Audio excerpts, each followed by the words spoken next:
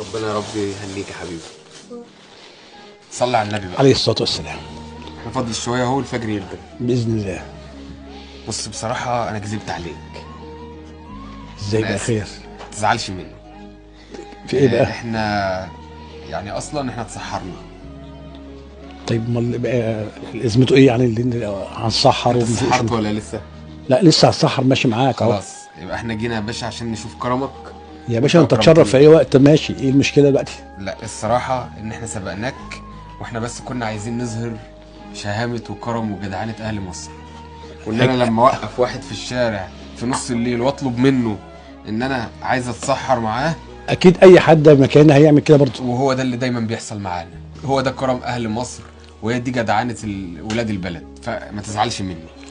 انا هدفي من البرنامج ان انا ادعو للخير ولاكرام الضيف. ماشي بس